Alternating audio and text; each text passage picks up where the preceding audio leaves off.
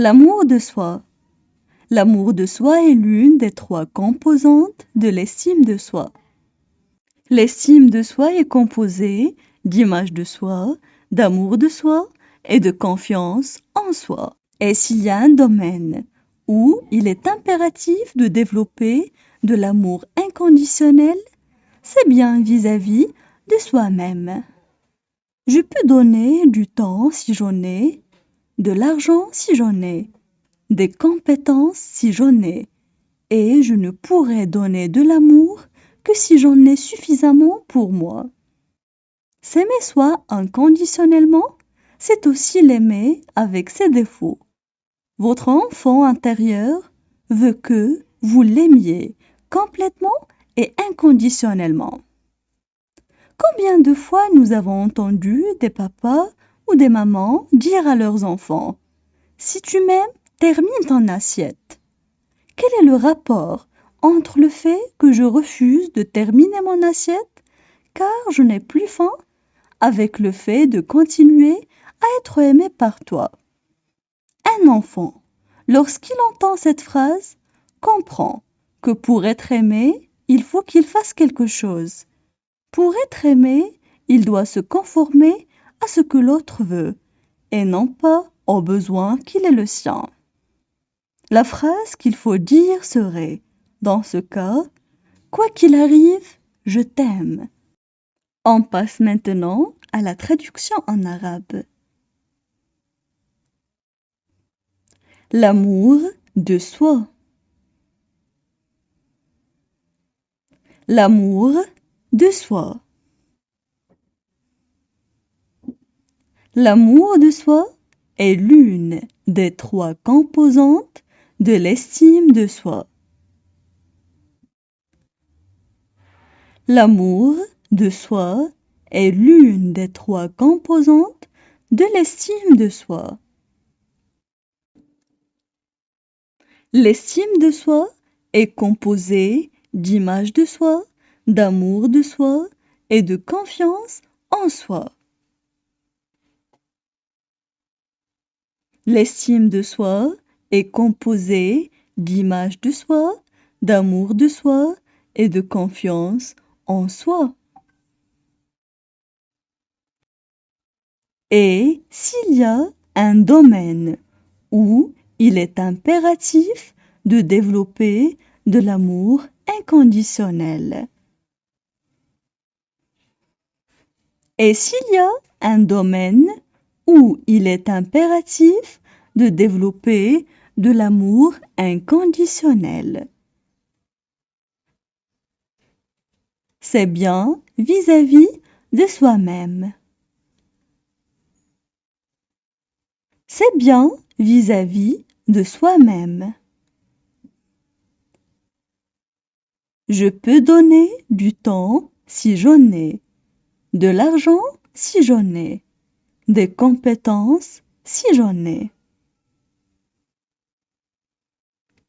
Je peux donner du temps si j'en ai, de l'argent si j'en ai, des compétences si j'en ai. Et je ne pourrai donner de l'amour que si j'en ai suffisamment pour moi.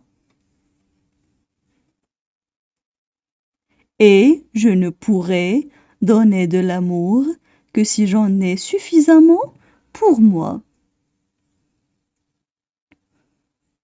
S'aimer soi inconditionnellement, c'est aussi l'aimer avec ses défauts.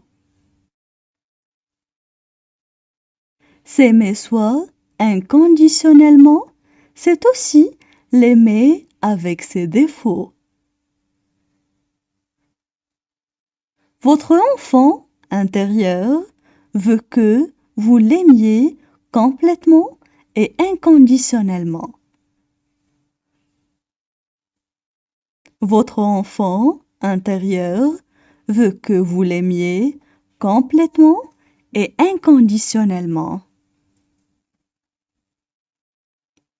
Combien de fois nous avons entendu des papas ou des mamans dire à leurs enfants Combien de fois nous avons entendu des papas ou des mamans dire à leurs enfants: si tu m'aimes, termine ton assiette. Si tu m'aimes, termine ton assiette. Quel est le rapport entre le fait que je refuse de terminer mon assiette? Quel est le rapport entre le fait que je refuse de terminer mon assiette? Car je n'ai plus faim, avec le fait de continuer à être aimé par toi. Car je n'ai plus faim, avec le fait de continuer à être aimé par toi. Un enfant, lorsqu'il entend cette phrase, comprend que pour être aimé, un enfant, lorsqu'il entend cette phrase, comprend que pour être aimé, il faut qu'il fasse quelque chose.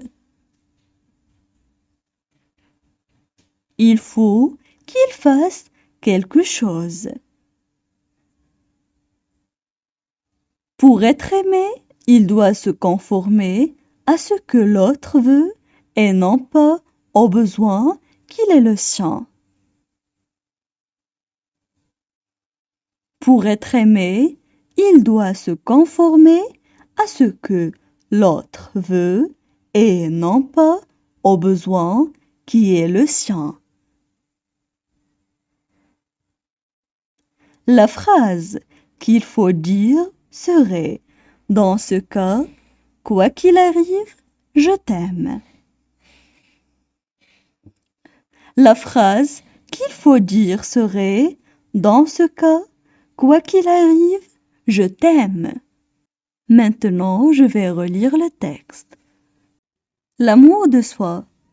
L'amour de soi est l'une des 3 composantes de l'estime de soi. L'estime de soi est composée d'image de soi, d'amour de soi et de confiance en soi. Et s'il y a un domaine où il est impératif de développer de l'amour inconditionnel, c'est bien vis-à-vis de soi-même. Je peux donner du temps si j'en ai, de l'argent si j'en ai, des compétences si j'en ai, et je ne pourrai donner de l'amour que si j'en ai suffisamment pour moi. S'aimer soi inconditionnellement, c'est aussi l'aimer avec ses défauts. Votre enfant intérieur veut que vous l'aimiez complètement et inconditionnellement. Combien de fois nous avons entendu des papas ou des mamans dire à leurs enfants: si tu m'aimes, termine ton assiette. Quel est le rapport entre le fait que je refuse de terminer mon assiette car je n'ai plus faim avec le fait de continuer à être aimé par toi? Un enfant, lorsqu'il entend cette phrase, comprend que pour être aimé, il faut qu'il fasse quelque chose. Pour être aimé, il doit se conformer à ce que l'autre veut et non pas au besoin qu'il est le sien. La phrase qu'il faut dire serait, dans ce cas, quoi qu'il arrive, je t'aime.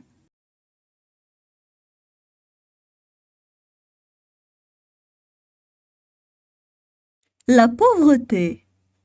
La pauvreté est l'état d'une personne qui manque de ressources, de moyens matériels pour vivre une vie décente. Elle est un terme global qui définit le fait de manquer de moyens pour subvenir à ses besoins. La pauvreté est un fléau touchant le monde entier. Selon les derniers chiffres de la Banque mondiale, plus de 700 millions de personnes vivent en dessous du seuil de pauvreté dans le monde. Les causes de la pauvreté sont très variées, mais dans la plupart des pays en voie de développement, essentiellement en Afrique et en Amérique latine, où les pauvres meurent de faim. On peut dire que les principaux facteurs de risque se trouvent dans les conditions sociales, politiques et économiques. Par exemple, le chômage, les contrats de travail temporaires, l'absence de place de prise en charge extrafamiliale des enfants ou leur prix excessif engendrent souvent la pauvreté. On passe maintenant à la traduction en arabe. La pauvreté. La pauvreté. La pauvreté est l'état d'une personne qui manque de ressources, de moyens matériels. La pauvreté est l'état d'une personne qui manque de ressources, de moyens matériels. Pour vivre une vie décente. Pour vivre une vie décente. Elle est un terme global qui définit le fait de manquer de moyens pour subvenir à ses besoins. Elle est un terme global qui définit le fait de manquer de moyens pour subvenir à ses besoins. La pauvreté est un fléau touchant le monde entier.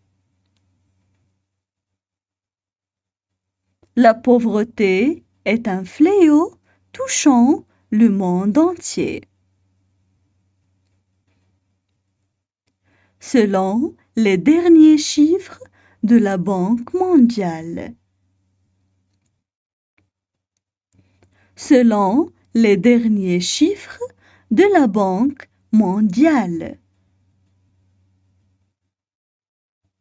Plus de 700 millions de personnes vivent en dessous du seuil de pauvreté dans le monde. Plus de 700 millions de personnes vivent en dessous du seuil de pauvreté dans le monde. Les causes de la pauvreté sont très variées. Les causes de la pauvreté sont très variées. Mais dans la plupart des pays en voie de développement. Mais dans la plupart des pays en voie de développement. Essentiellement en Afrique et en Amérique latine, où les pauvres meurent de faim. Essentiellement en Afrique et en Amérique latine, où les pauvres meurent de faim. On peut dire que les principaux facteurs de risque se trouvent dans les conditions. On peut dire que les principaux facteurs de risque se trouvent dans les conditions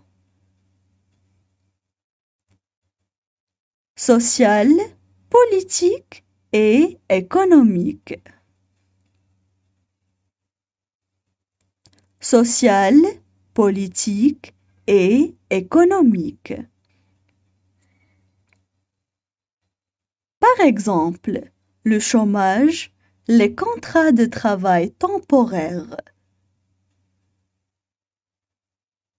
Par exemple, le chômage, les contrats de travail temporaires. L'absence de place de prise en charge extrafamiliale des enfants. L'absence de place de prise en charge extrafamiliale des enfants.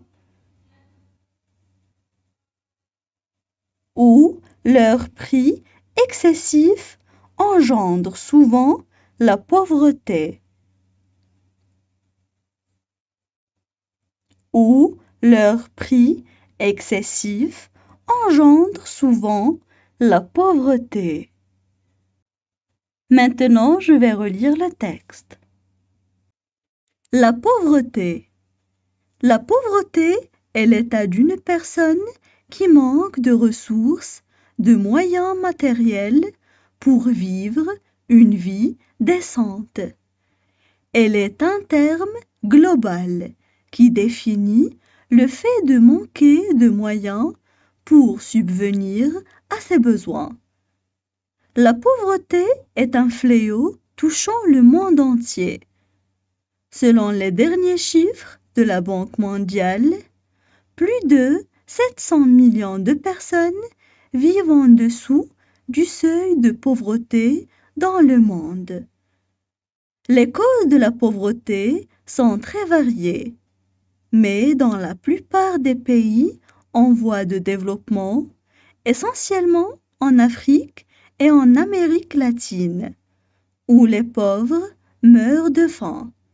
On peut dire que les principaux facteurs de risque se trouvent dans les conditions sociales, politiques et économiques. Par exemple, le chômage, les contrats de travail temporaires, l'absence de place de prise en charge extrafamiliale des enfants ou leur prix excessif engendrent souvent la pauvreté.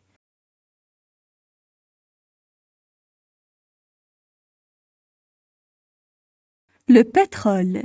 Le pétrole est une huile minérale naturelle utilisée comme source d'énergie. Il est issu d'un mélange variable d'hydrocarbures, molécules composées d'atomes de carbone et d'hydrogène, associés à d'autres atomes, principalement de soufre, d'azote et d'oxygène. Certains de ces composants peuvent être gazeux, liquides et parfois solides, selon la température et la pression. Cela explique la consistance variable du pétrole, plus ou moins visqueuse ou liquide. L'exploitation du pétrole comme source d'énergie est l'un des piliers de l'économie industrielle contemporaine. De plus, c'est la principale matière première des carburants qui alimentent les transports, voitures, camions, avions. C'est aussi une matière première irremplaçable pour l'industrie de la pétrochimie, pour un grand nombre de produits de la vie quotidienne. Matières plastiques, peintures, colorants, cosmétiques, etc. On passe maintenant à la traduction en arabe. Le pétrole. Le pétrole. Le pétrole est une huile minérale naturelle utilisée comme source d'énergie. Le pétrole est une huile minérale naturelle utilisée comme source d'énergie. Il est issu d'un mélange variable d'hydrocarbures. Il est issu d'un mélange variable d'hydrocarbures.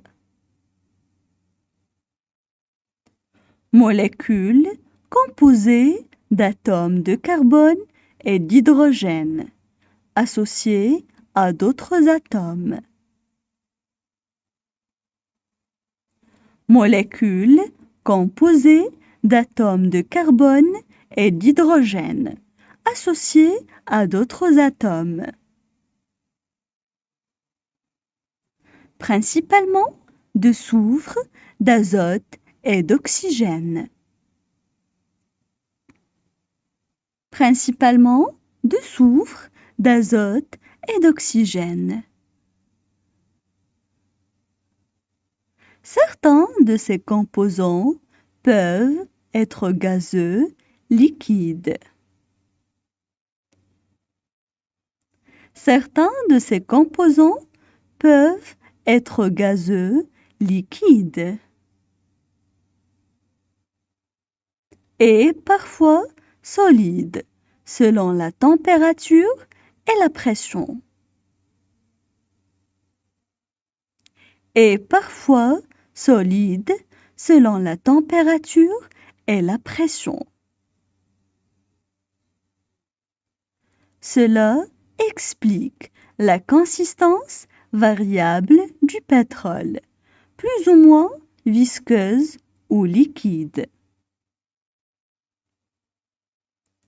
Cela explique la consistance variable du pétrole, plus ou moins visqueuse ou liquide. L'exploitation du pétrole comme source d'énergie est lente. L'exploitation du pétrole comme source d'énergie est lente. Des piliers de l'économie industrielle contemporaine. Des piliers de l'économie industrielle contemporaine. De plus, c'est la principale matière première des carburants. De plus, c'est la principale matière première des carburants qui alimente les transports, voitures, camions, avions. Qui alimente les transports, voitures, camions, avions. C'est aussi une matière première irremplaçable pour l'industrie de la pétrochimie. C'est aussi une matière première irremplaçable pour l'industrie de la pétrochimie. Pour un grand nombre de produits de la vie quotidienne. Pour un grand nombre de produits de la vie quotidienne. Matières plastiques, peinture, colorants, cosmétiques, etc. Matières plastiques, peinture, colorants, cosmétiques, etc. Maintenant, je vais relire le texte. Le pétrole. Le pétrole est une huile minérale naturelle utilisée comme source d'énergie. Il est issu d'un mélange variable d'hydrocarbures, molécules composées d'atomes de carbone et d'hydrogène, associées à d'autres atomes, principalement de soufre, d'azote et d'oxygène.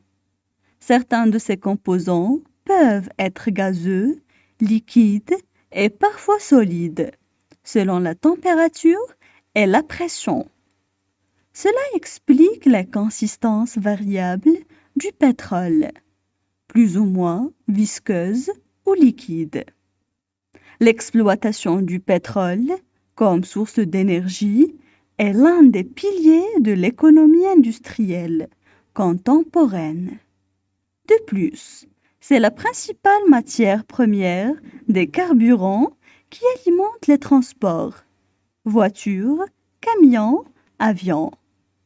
C'est aussi une matière première irremplaçable pour l'industrie de la pétrochimie, pour un grand nombre de produits de la vie quotidienne. Matières plastiques, peintures, colorants, cosmétiques, etc.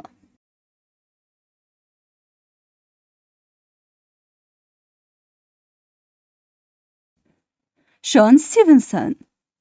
Sean est né en 1979 avec ce qu'on appelle une ostéogenèse imparfaite ou encore la maladie des os de verre.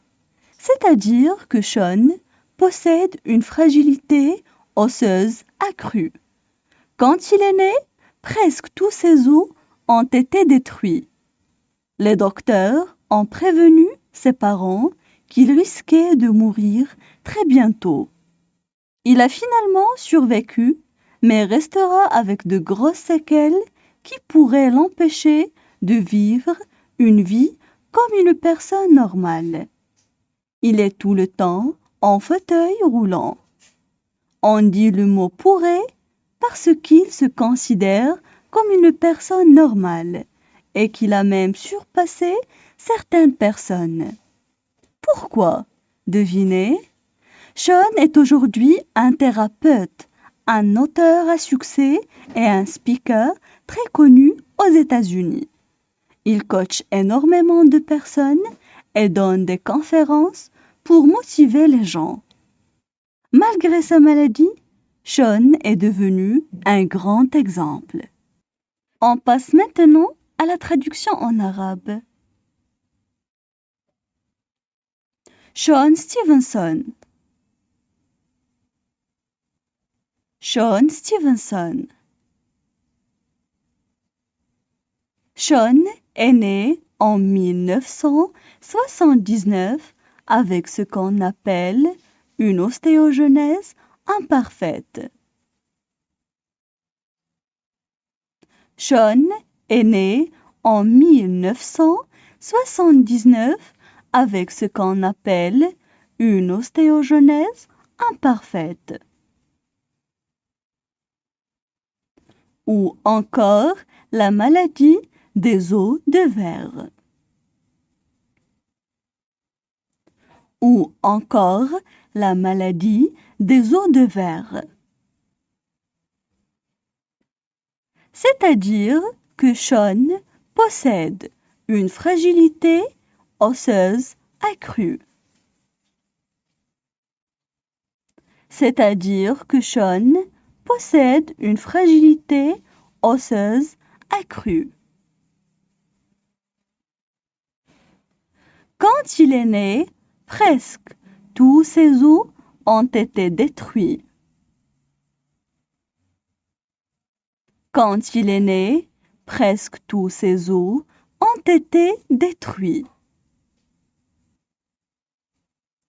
Les docteurs ont prévenu ses parents qu'il risquait de mourir très bientôt. Les docteurs ont prévenu ses parents qu'il risquait de mourir très bientôt. Il a finalement survécu, mais restera avec de grosses séquelles. Il a finalement survécu, mais restera avec de grosses séquelles qui pourraient l'empêcher de vivre une vie comme une personne normale.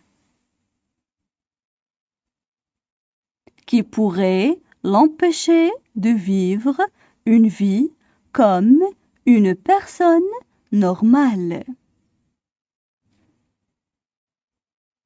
Il est tout le temps en fauteuil roulant. Il est tout le temps en fauteuil roulant. On dit le mot pourrait parce qu'il se considère comme une personne normale. On dit le mot pourrait parce qu'il se considère comme une personne normale. Et qu'il a même surpassé certaines personnes. Et qu'il a même surpassé certaines personnes. Pourquoi? Devinez.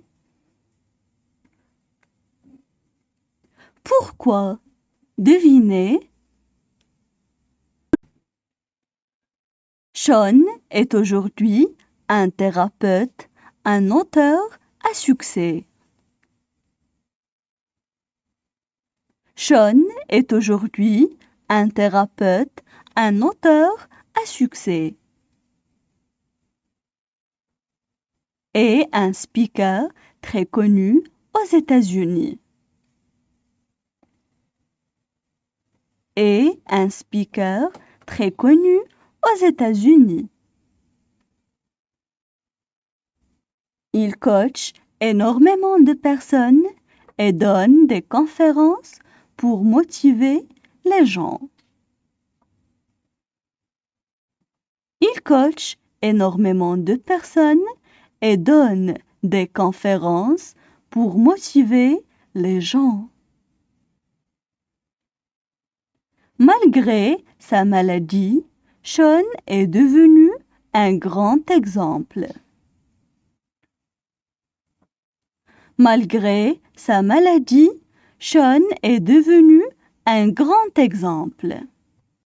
Maintenant, je vais relire le texte. Sean Stevenson.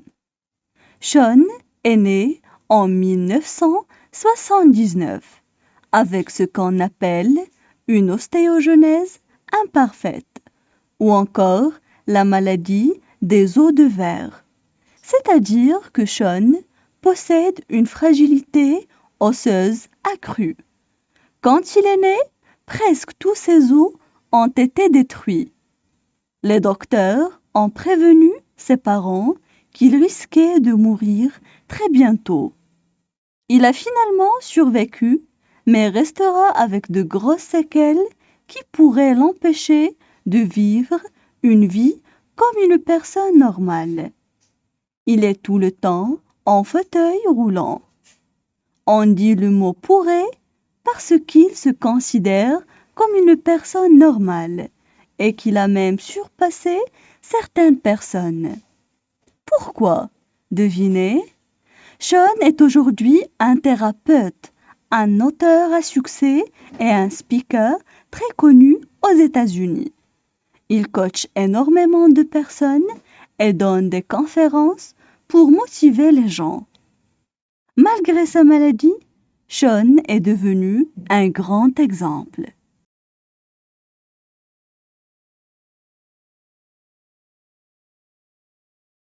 Le divorce et les enfants. Pour les enfants, le divorce est un choc.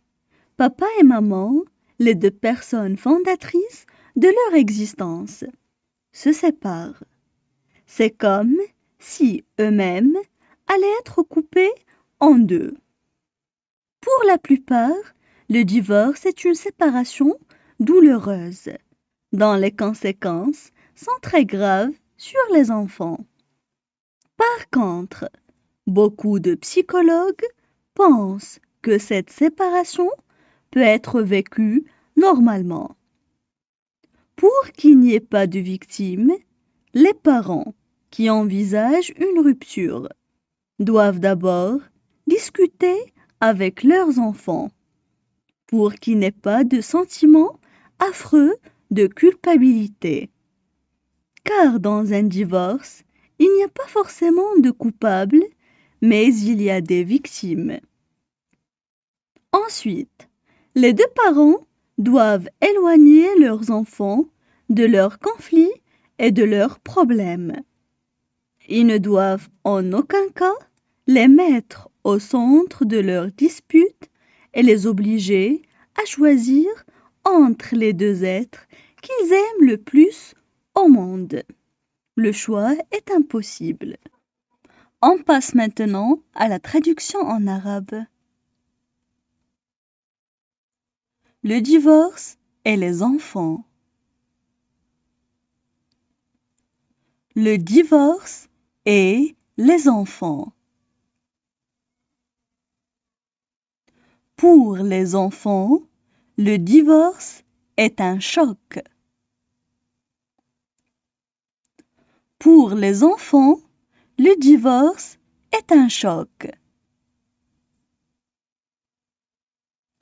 Papa et maman, les deux personnes fondatrices de leur existence, se séparent. Papa et maman, les deux personnes fondatrices de leur existence, se séparent. C'est comme si eux-mêmes allaient être coupés en deux. C'est comme si eux-mêmes allaient être coupés en deux. Pour la plupart, le divorce est une séparation douloureuse. Pour la plupart, le divorce est une séparation douloureuse. Dont les conséquences sont très graves sur les enfants. Dont les conséquences sont très graves sur les enfants. Par contre, beaucoup de psychologues pensent. Par contre, beaucoup de psychologues pensent que cette séparation peut être vécue normalement. Que cette séparation peut être vécue normalement. Pour qu'il n'y ait pas de victimes. Pour qu'il n'y ait pas de victimes. Les parents qui envisagent une rupture doivent d'abord discuter avec leurs enfants. Les parents qui envisagent une rupture doivent d'abord discuter avec leurs enfants. Pour qu'il n'ait pas de sentiment affreux de culpabilité. Pour qu'il n'ait pas de sentiment affreux de culpabilité. Car dans un divorce, il n'y a pas forcément de coupables, mais il y a des victimes. Car dans un divorce, il n'y a pas forcément de coupables, mais il y a des victimes. Ensuite, les deux parents doivent éloigner leurs enfants de leurs conflits et de leurs problèmes. Ensuite, les deux parents doivent éloigner leurs enfants de leurs conflits et de leurs problèmes. Ils ne doivent en aucun cas les mettre au centre de leur dispute. Ils ne doivent en aucun cas les mettre au centre de leur dispute et les obliger à choisir entre les deux êtres qu'ils aiment le plus au monde et les obliger à choisir entre les deux êtres qu'ils aiment le plus au monde. Le choix est impossible. Le choix est impossible. Maintenant, je vais relire le texte. Le divorce et les enfants. Pour les enfants, le divorce est un choc. Papa et maman, les deux personnes fondatrices de leur existence, se séparent. C'est comme si eux-mêmes allaient être coupés en deux. Pour la plupart, le divorce est une séparation douloureuse, dont les conséquences sont très graves sur les enfants. Par contre, beaucoup de psychologues pensent que cette séparation peut être vécue normalement. Pour qu'il n'y ait pas de victimes, les parents qui envisagent une rupture doivent d'abord discuter avec leurs enfants pour qu'il n'ait pas de sentiment affreux de culpabilité. Car dans un divorce, il n'y a pas forcément de coupable, mais il y a des victimes. Ensuite, les deux parents doivent éloigner leurs enfants de leurs conflits et de leurs problèmes. Ils ne doivent en aucun cas les mettre au centre de leurs disputes et les obliger à choisir entre les deux êtres qu'ils aiment le plus au monde. Le choix est impossible.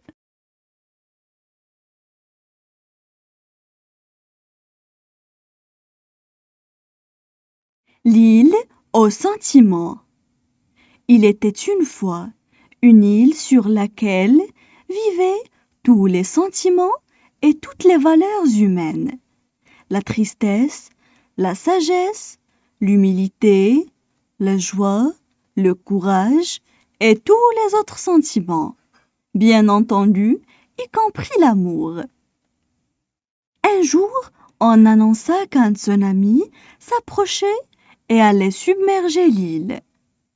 Alors, tous préparèrent leurs embarcations et s'enfuirent.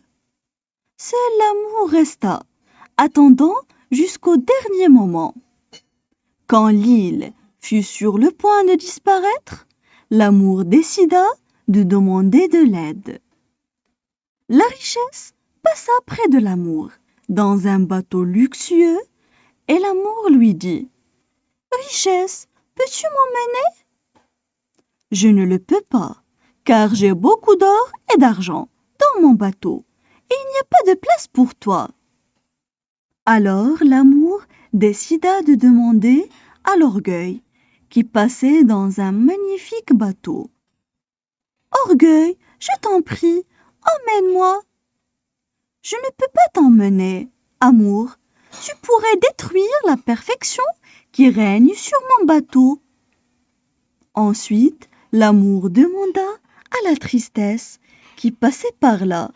« Tristesse, je t'en prie, emmène-moi. »« Oh amour, répondit la tristesse, je suis si triste que j'ai besoin de rester seule. » Soudain, une voix dit « Viens amour, je t'emmène avec moi. » C'était un vieillard qui l'avait appelé.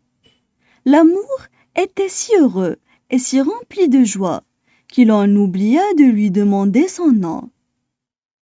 Arrivé sur la terre ferme, le vieillard s'en alla. L'amour se rendit compte combien il lui était redevable. Il se rapprocha du savoir et lui demanda « Savoir, peux-tu me dire qui est celui qui m'a aidé ?»« C'est le temps, » répondit le savoir. « Le temps ?» demanda l'amour. « Pourquoi le temps m'aurait-il aidé ?» Le savoir, plein de sagesse, répondit « Parce que seul le temps est capable de comprendre combien l'amour est important dans la vie. On passe maintenant à la traduction en arabe. L'île aux sentiments. L'île aux sentiments. Il était une fois une île sur laquelle vivait. Il était une fois une île sur laquelle vivait.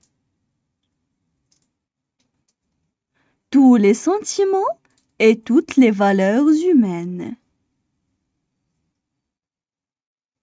Tous les sentiments et toutes les valeurs humaines. La tristesse, la sagesse, l'humilité, la joie, le courage. La tristesse, la sagesse, l'humilité, la joie, le courage. Et tous les autres sentiments, bien entendu, y compris l'amour. Et tous les autres sentiments, bien entendu, y compris l'amour. Un jour, on annonça qu'un tsunami s'approchait. Un jour, on annonça qu'un tsunami s'approchait et allait submerger l'île. Et allait submerger l'île. Alors, tous préparèrent leurs embarcations et s'enfuirent. Alors, tous préparèrent leurs embarcations et s'enfuirent. Seul l'amour resta attendant jusqu'au dernier moment. Seul l'amour resta attendant jusqu'au dernier moment.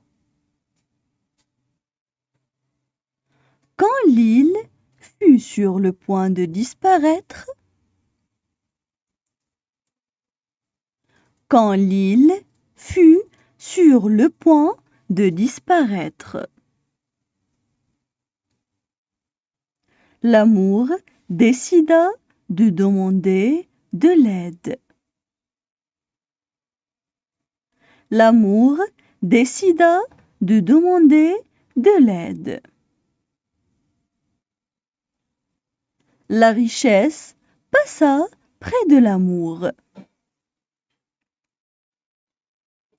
La richesse passa près de l'amour. Dans un bateau luxueux, et l'amour lui dit.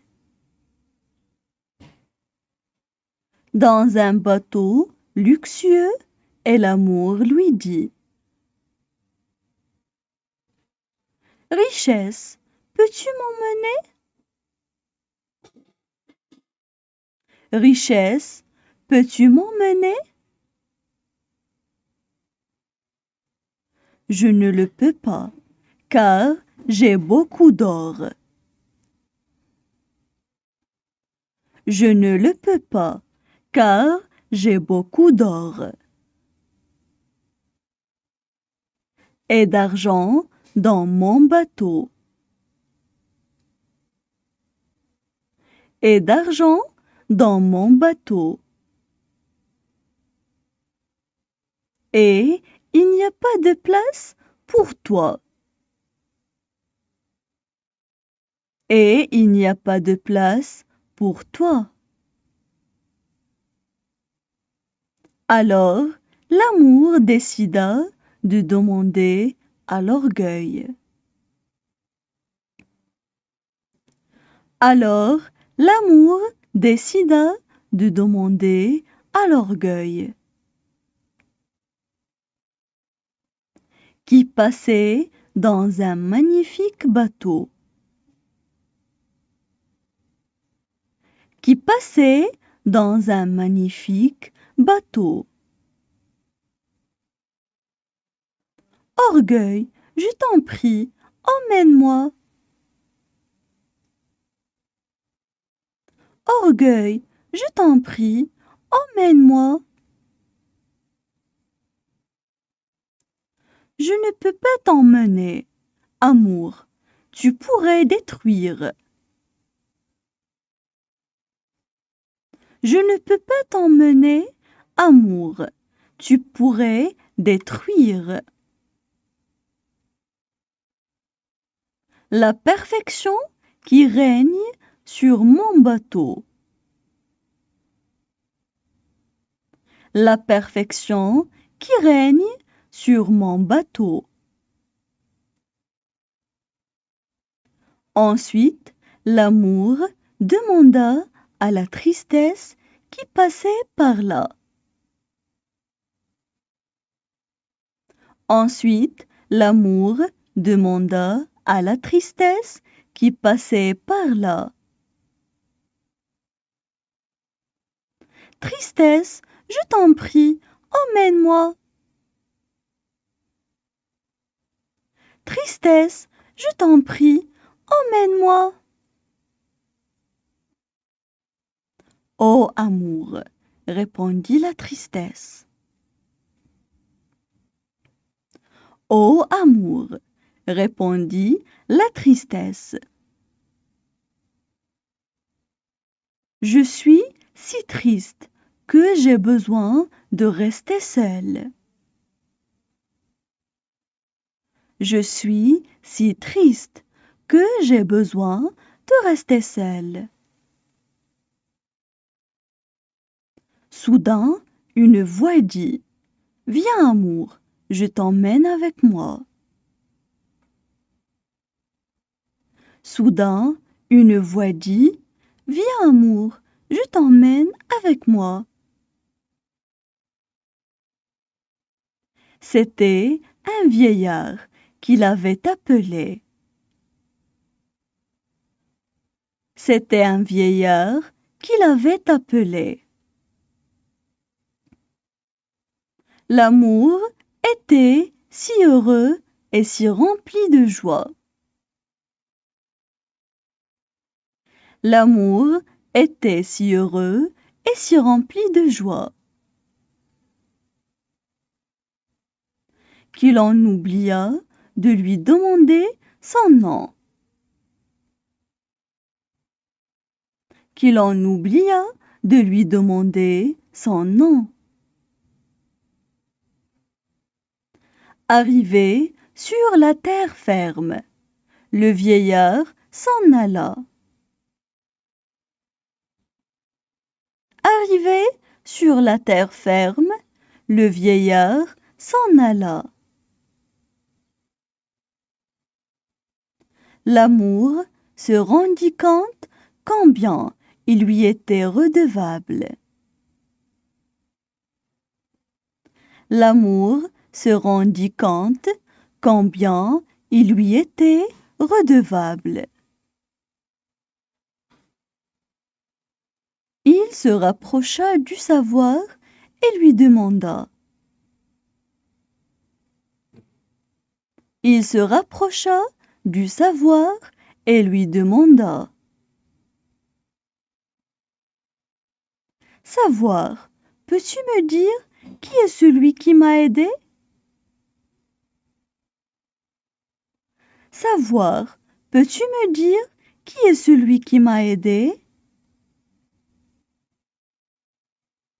C'est le temps, répondit le savoir. C'est le temps, répondit le savoir. Le temps demanda l'amour. Le temps demanda l'amour. Pourquoi le temps m'aurait-il aidé? Pourquoi le temps m'aurait-il aidé? Le savoir plein de sagesse, répondit. Le savoir, plein de sagesse, répondit.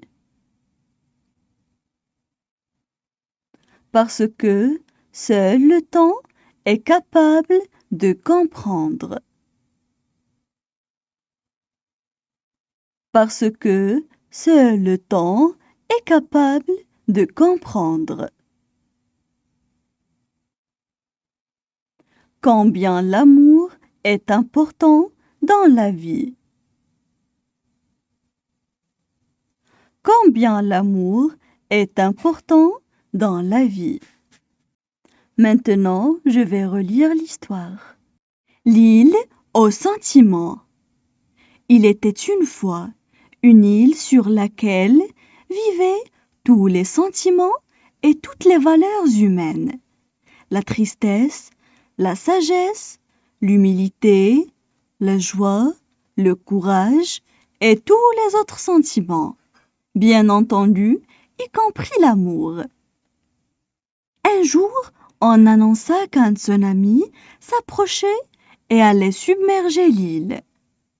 Alors, tous préparèrent leurs embarcations et s'enfuirent. Seul l'amour resta, attendant jusqu'au dernier moment. Quand l'île fut sur le point de disparaître, l'amour décida de demander de l'aide.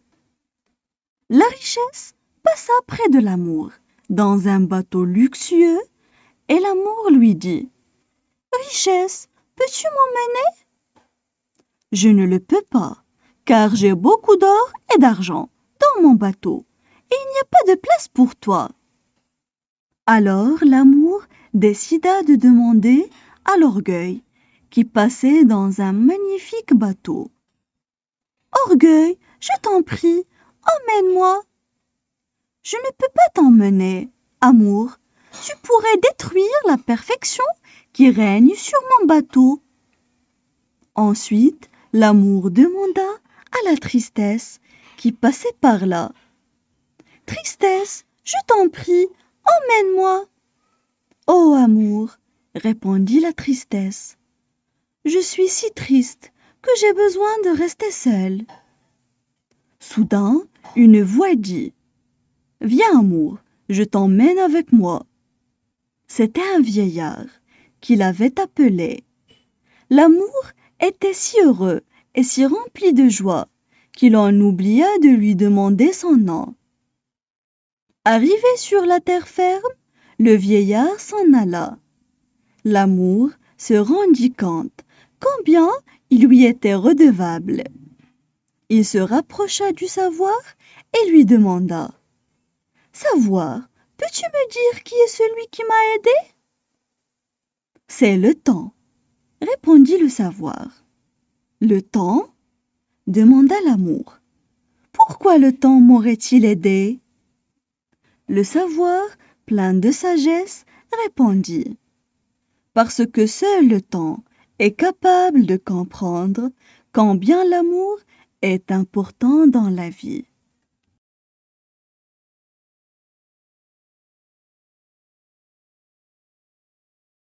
Le soleil. Le soleil est l'étoile du système solaire autour de laquelle gravitent les corps du système planétaire, qui comprend également la Terre.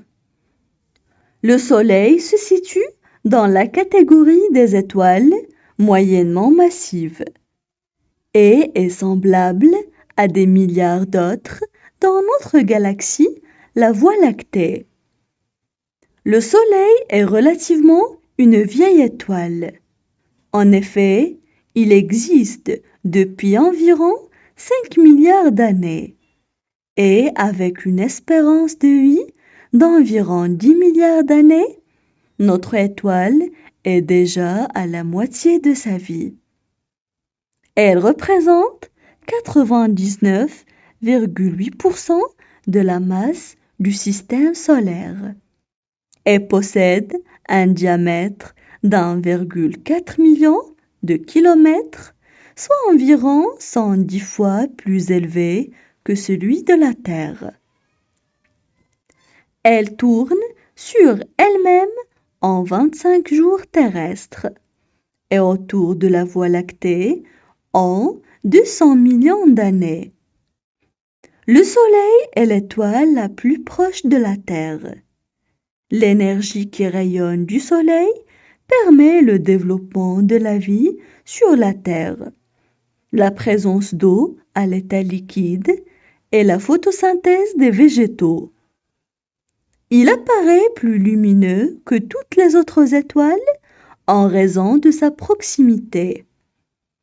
La seconde étoile la plus proche de la Terre, Proxima du Centaure, est 250 000 fois plus éloignée.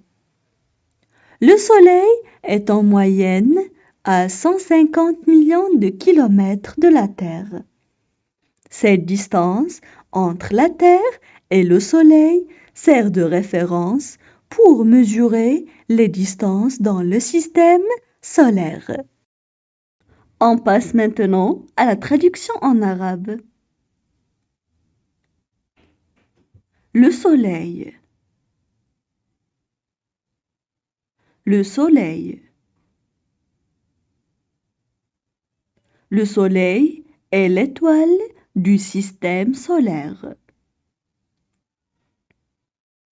Le Soleil est l'étoile du système solaire. Autour de laquelle gravitent les corps du système planétaire. Autour de laquelle gravitent les corps du système planétaire. Qui comprend également la Terre.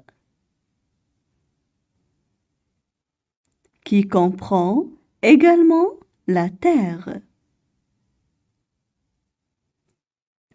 Le Soleil se situe dans la catégorie des étoiles moyennement massives. Le Soleil se situe dans la catégorie des étoiles moyennement massives et est semblable à des milliards d'autres dans notre galaxie, la Voie lactée. Et est semblable à des milliards d'autres dans notre galaxie, la Voie lactée. Le Soleil est relativement une vieille étoile. Le Soleil est relativement une vieille étoile. En effet, il existe depuis environ 5 milliards d'années. En effet, il existe depuis environ 5 milliards d'années. Et avec une espérance de vie d'environ 10 milliards d'années. Et avec une espérance de vie d'environ 10 milliards d'années, notre étoile est déjà à la moitié de sa vie. Notre étoile est déjà à la moitié de sa vie. Elle représente 99,8% de la masse du système solaire. Elle représente 99,8% de la masse du système solaire. Et possède un diamètre d'1,4 million de kilomètres. Et possède un diamètre d'1,4 million de kilomètres. Soit environ 110 fois plus élevé que le diamètre de la Terre. soit environ 110 fois plus élevé que le diamètre de la Terre. Elle tourne sur elle-même en 25 jours terrestres. Elle tourne sur elle-même en 25 jours terrestres. Et autour de la Voie lactée en 200 millions d'années. Et autour de la Voie lactée en 200 millions d'années. Le Soleil est l'étoile la plus proche de la Terre. Le Soleil est l'étoile la plus proche de la Terre. L'énergie qui rayonne du Soleil permet le développement de la vie sur la Terre. L'énergie qui rayonne du Soleil permet le développement de la vie sur la Terre. La présence d'eau à l'état liquide et la photosynthèse des végétaux. La présence d'eau à l'état liquide et la photosynthèse des végétaux. Il apparaît plus lumineux que toutes les autres étoiles. Il apparaît plus lumineux que toutes les autres étoiles. En raison de sa proximité, la seconde étoile la plus proche de la Terre. En raison de sa proximité, la seconde étoile la plus proche de la Terre. Proxima du Centaure est 250 000 fois plus éloigné. Proxima du Centaure est 250 000 fois plus éloigné. Le Soleil est en moyenne à 150 millions de kilomètres de la Terre. Le Soleil est en moyenne à 150 millions de kilomètres de la Terre. Cette distance entre la Terre et le Soleil sert de référence. Cette distance entre la Terre et le Soleil sert de référence. Pour mesurer les distances dans le système solaire. Pour mesurer les distances dans le système solaire. Maintenant, je vais relire le texte. Le Soleil. Le Soleil est l'étoile du système solaire autour de laquelle gravitent les corps du système planétaire, qui comprend également la Terre. Le Soleil se situe dans la catégorie des étoiles moyennement massives et est semblable à des milliards d'autres dans notre galaxie, la Voie lactée.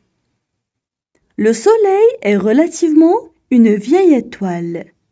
En effet, il existe depuis environ 5 milliards d'années et avec une espérance de vie d'environ 10 milliards d'années, notre étoile est déjà à la moitié de sa vie. Elle représente 99,8% de la masse du système solaire et possède un diamètre d'1,4 million de kilomètres, soit environ 110 fois plus élevé que celui de la Terre. Elle tourne sur elle-même en 25 jours terrestres et autour de la Voie lactée en 200 millions d'années. Le Soleil est l'étoile la plus proche de la Terre. L'énergie qui rayonne du Soleil permet le développement de la vie sur la Terre, la présence d'eau à l'état liquide et la photosynthèse des végétaux. Il apparaît plus lumineux que toutes les autres étoiles en raison de sa proximité. La seconde étoile la plus proche de la Terre, Proxima du Centaure, est 250 000 fois plus éloignée. Le Soleil est en moyenne à 150 millions de kilomètres de la Terre. Cette distance entre la Terre et le Soleil sert de référence pour mesurer les distances dans le système solaire.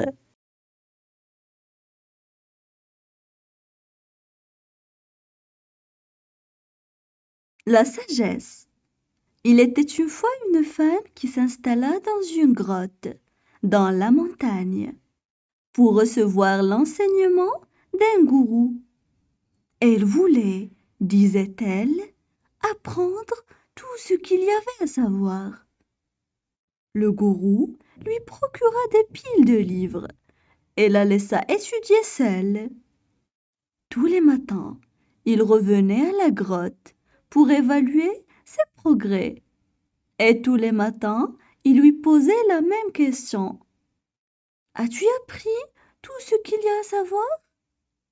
Et chaque fois, la femme lui donnait la même réponse.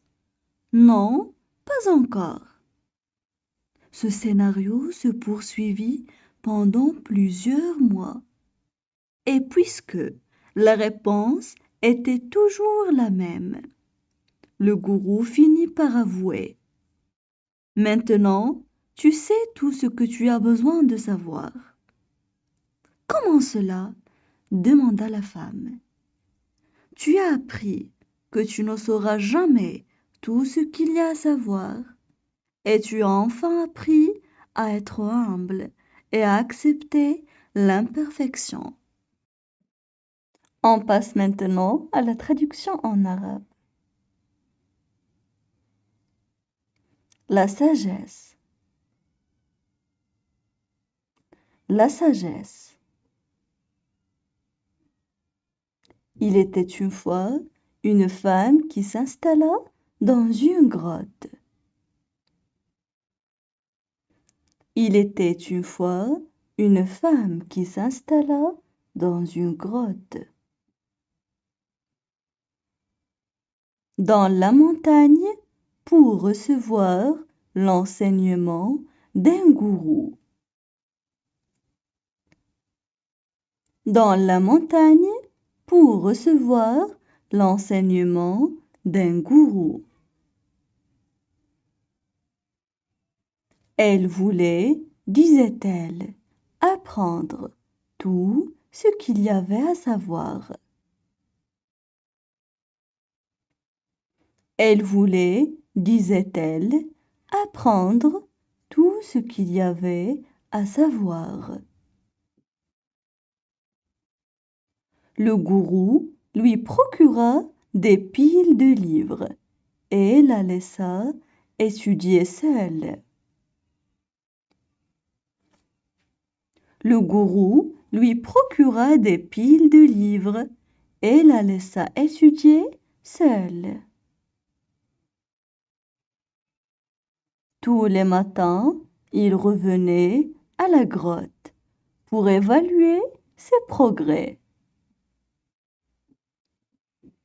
Tous les matins, il revenait à la grotte pour évaluer ses progrès.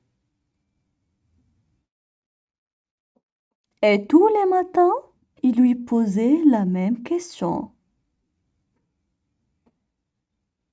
Et tous les matins, il lui posait la même question. As-tu appris tout ce qu'il y a à savoir?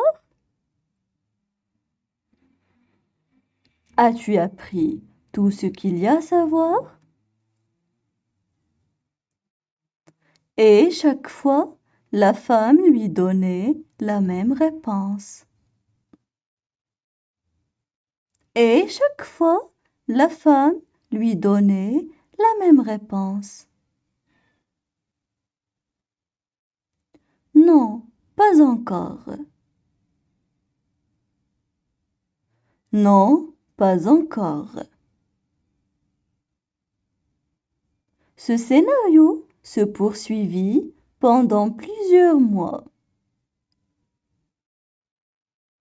Ce scénario se poursuivit pendant plusieurs mois. Et puisque la réponse était toujours la même.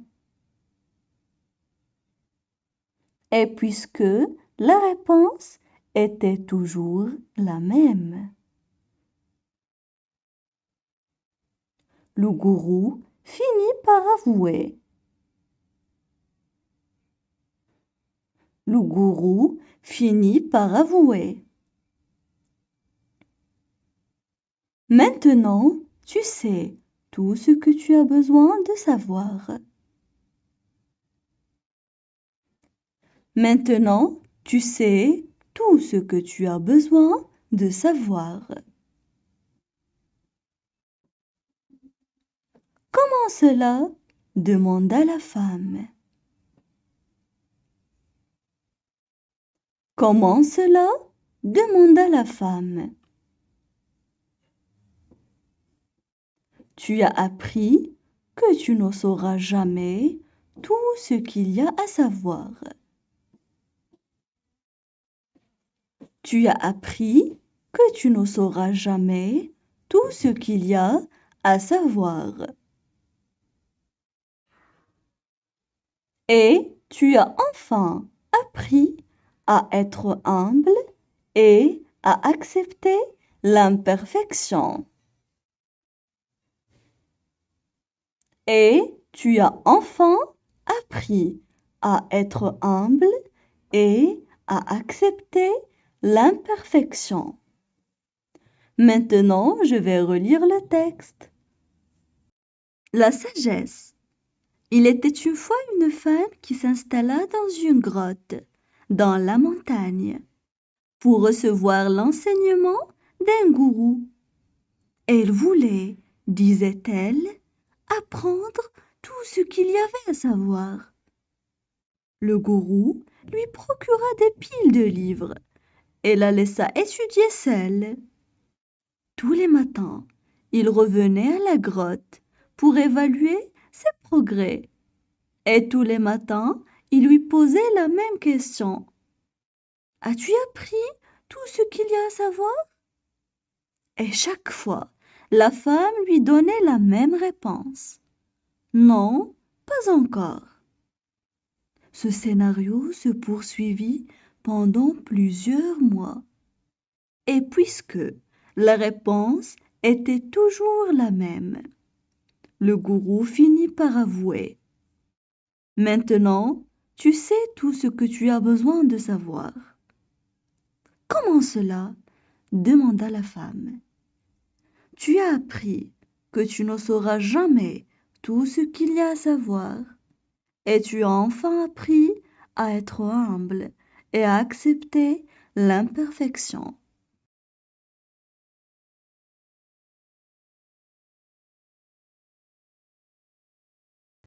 La compétence de l'imagination. Nul ne doute que tout le monde rêve, désire et imagine. Cette compétence d'imagination nous offre la possibilité de concevoir l'irréel et elle nous emmènera n'importe où on veut. D'une part, à chaque fois qu'on s'autorise à imaginer un futur différent du présent, on permet de transformer les croyances. Par conséquent, plus on passe le temps à rêver, plus on s'autorise à devenir la personne du futur qu'on a besoin de devenir pour réaliser nos rêves. D'autre part, l'imagination permet à l'homme de se projeter à travers le temps et l'espace et de s'élever au-dessus de toutes les limitations, où il peut produire des nouvelles idées et considérer comme possible ce qui est impossible. De surcroît, Allah nous a donné cet outil qui permet de mettre à jour le cerveau comme bonus pour enrichir et développer notre pensée créative. Parce que finalement, la créativité est la capacité de mixer ce qu'on connaît avec une façon inhabituelle. En guise de conclusion, le pouvoir de l'imagination est l'un des pouvoirs les plus merveilleux et les plus puissants du monde. Il nous rend capables de vivre l'existence que nous souhaitons. Alors, on doit l'exploiter jusqu'au bout. On passe maintenant à la traduction en arabe. La compétence de l'imagination. La compétence de l'imagination. Nul ne doute que tout le monde rêve, désire et imagine. Nul ne doute que tout le monde rêve, désire et imagine. Cette compétence de l'imagination nous offre la possibilité de concevoir l'irréel. Cette compétence de l'imagination nous offre la possibilité de concevoir l'irréel. Et elle nous emmènera n'importe où on veut. Et elle nous emmènera n'importe où on veut. D'une part, à chaque fois qu'on s'autorise à imaginer un futur différent du présent. D'une part, à chaque fois qu'on s'autorise à imaginer un futur différent du présent. On permet de transformer les croyances. On permet de transformer les croyances. Par conséquent, plus on passe le temps à rêver, plus on s'autorise à devenir. Par conséquent, plus on passe le temps à rêver, plus on s'autorise à devenir. La personne du futur qu'on a besoin de devenir pour réaliser nos rêves. La personne du futur qu'on a besoin de devenir pour réaliser nos rêves. D'autre part, l'imagination permet à l'homme de se projeter. D'autre part, l'imagination permet à l'homme de se projeter. À travers le temps et l'espace et de s'élever au-dessus de toutes les limitations. À travers le temps et l'espace et de s'élever au-dessus de toutes les limitations. Où il peut produire des nouvelles idées. Où il peut produire des nouvelles idées. Et considérer comme possible ce qui est impossible. et considérer comme possible ce qui est impossible. De surcroît, Allah nous a donné cet outil qui permet de mettre à jour le cerveau. De surcroît, Allah nous a donné cet outil qui permet de mettre à jour le cerveau. Comme bonus pour enrichir et développer notre pensée créative. Comme bonus pour enrichir et développer notre pensée créative. Parce que finalement, la créativité est la capacité de mixer. Parce que finalement, la créativité est la capacité de mixer. Ce qu'on connaît avec une façon inhabituelle. Ce qu'on connaît avec une façon inhabituelle. En guise de conclusion, le pouvoir de l'imagination est l'un des pouvoirs. En guise de conclusion, le pouvoir de l'imagination est l'un des pouvoirs. Les plus merveilleux et les plus puissants du monde. Les plus merveilleux et les plus puissants du monde. Il nous rend capables de vivre l'existence que nous souhaitons. Il nous rend capables de vivre l'existence que nous souhaitons. Alors, on doit l'exploiter jusqu'au bout. Alors, on doit l'exploiter jusqu'au bout. Maintenant, je vais relire le texte. Nul ne doute que tout le monde rêve, désire et imagine. Cette compétence d'imagination nous offre la possibilité de concevoir l'irréel et elle nous emmènera n'importe où on veut. D'une part, à chaque fois qu'on s'autorise à imaginer un futur différent du présent, on permet de transformer les croyances. Par conséquent, plus on passe le temps à rêver, plus on s'autorise à devenir la personne du futur qu'on a besoin de devenir pour réaliser nos rêves.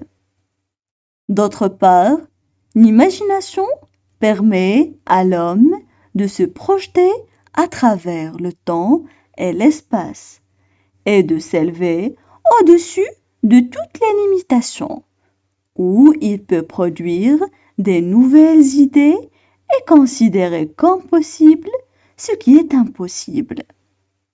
De surcroît, Allah nous a donné cet outil qui permet de mettre à jour le cerveau comme bonus pour enrichir et développer notre pensée créative.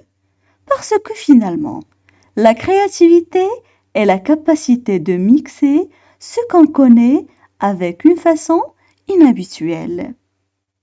En guise de conclusion, le pouvoir de l'imagination est l'un des pouvoirs les plus merveilleux et les plus puissants du monde.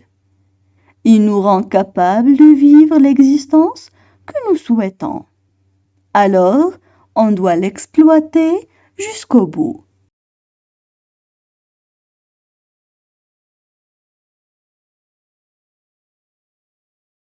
La météo. Avec les prévisions météo, on peut savoir quel temps il fera le soir, le lendemain ou dans la semaine. Quand il y a un grand soleil sur la carte, il fera chaud sur la région. Quand la météo indique un soleil avec des nuages, il y aura peu de soleil et il y aura souvent du vent. Le temps sera gris. S'il y a des nuages avec de la pluie sur la carte, c'est qu'il va pleuvoir et qu'il y a des risques de tempête ou de grêle. Si de la pluie tombe, alors qu'il y a du soleil, vous pourrez sans doute observer un arc-en-ciel. Quand il y a des nuages avec de la neige qui tombe, c'est qu'il va neiger et qu'il peut y avoir du brouillard, des risques de congélation, de la glace et que la température sera très basse. Lorsqu'il y a un éclair avec des nuages et de la pluie, il risque d'y avoir de la foudre et du tonnerre. On passe maintenant à la traduction en arabe. La météo. La météo. Avec les prévisions météo. Avec les prévisions météo. On peut savoir quel temps il fera le soir, le lendemain ou dans la semaine. On peut savoir quel temps il fera le soir, le lendemain ou dans la semaine. Quand il y a un grand soleil sur la carte, il fera chaud sur la région. Quand il y a un grand soleil sur la carte, il fera chaud sur la région. Quand la météo indique un soleil avec des nuages. Quand la météo indique un soleil avec des nuages. Il y aura peu de soleil et il y aura souvent du vent. Il y aura peu de soleil et il y aura souvent du vent.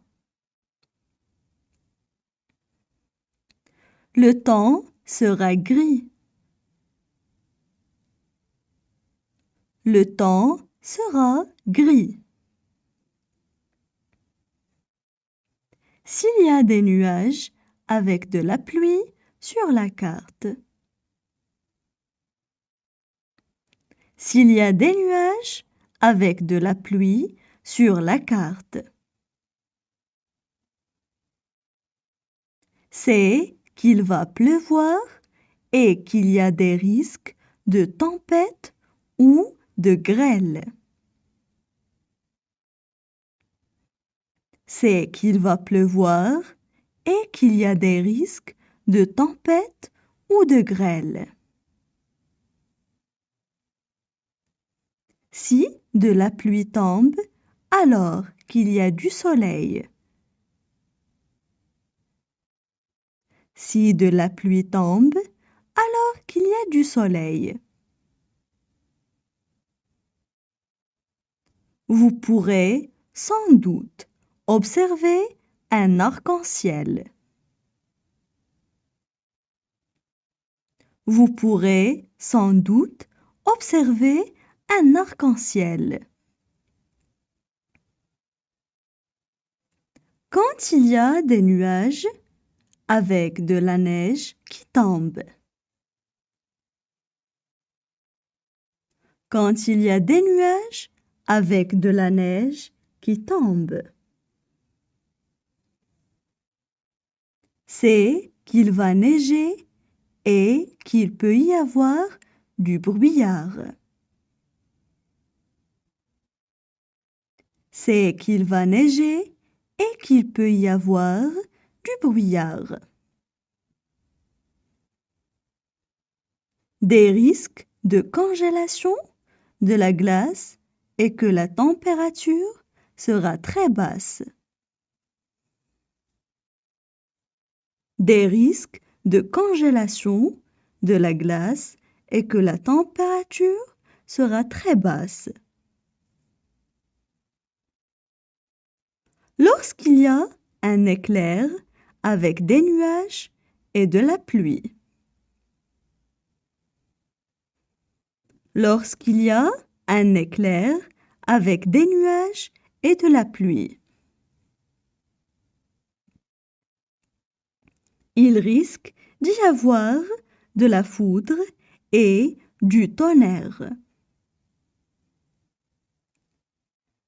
Il risque d'y avoir de la foudre et du tonnerre. Maintenant, je vais relire le texte. La météo. Avec les prévisions météo, on peut savoir quel temps il fera le soir, le lendemain ou dans la semaine. Quand il y a un grand soleil sur la carte, il fera chaud sur la région. Quand la météo indique un soleil avec des nuages, il y aura peu de soleil et il y aura souvent du vent. Le temps sera gris.